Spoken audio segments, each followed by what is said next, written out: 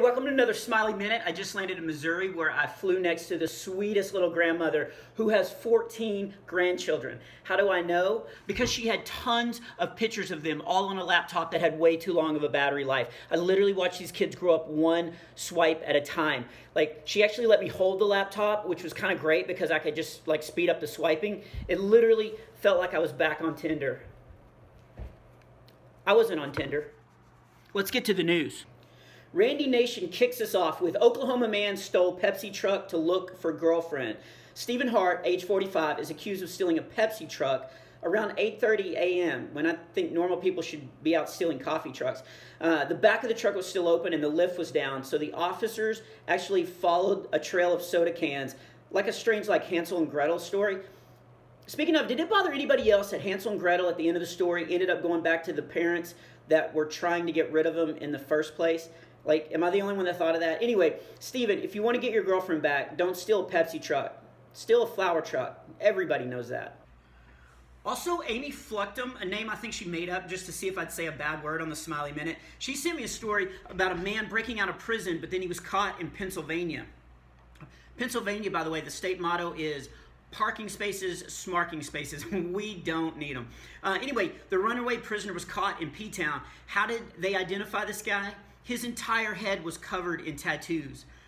Look, prisoner dude, you didn't think you'd stand out with your inked up noggin? Like, seriously, you didn't think all the police had to do was say, be on the lookout for anyone resembling Michael Rooker, who was in the Guardians of the Galaxy? Like, seriously, like, I just have the one tattoo that shows, but I wouldn't try to blend into a...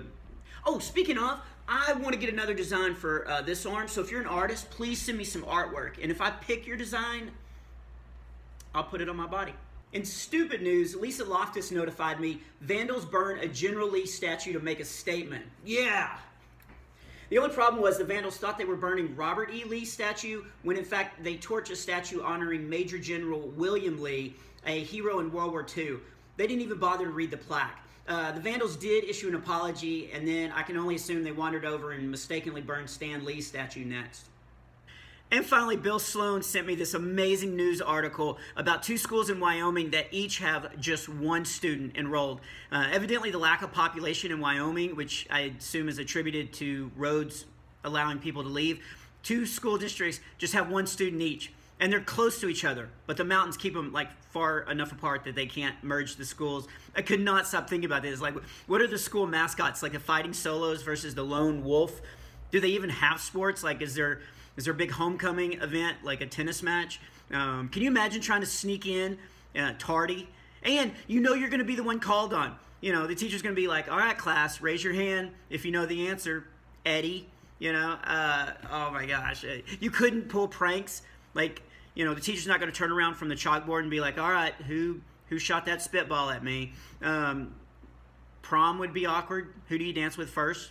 Your teacher, your coach, your principal? There would be a lot of fun things. First of all, I think you would be in charge of calling the snow day. When you go to lunch, you know you're going to sit at the cool kids table. You're going to graduate in the top of your class. Of course, you have to give your valedictorian speech to a mirror. But anyway, there's so many jokes to be made. So if you can think of a good one, send it to me, and I might feature it next week. Speaking of, I think we're at 54 seconds on the Smiley Minute. So that's it for this week's Smiley Minute. Put out weekly, always a minute or less. A huge thanks to our new sponsor, My Bubble Machine, which is available on Amazon. Get it. Oh, it's so much fun. My kids love it. Who am I kidding? I love it. And if you want to be a sponsor of the Smiley Minute, just send me something free. Doesn't even have to be for a company you work for, just anything laying around your house. And as always, keep sending me strange news to bob@bobsmiley.com. Sarah's not here to ding. And if you steal a coffee truck, feel free to stop by our house. And as always, I hope you guys are smiling a lot this week, or at least for a minute today. A Smiley Minute? Huh, that'll be the day.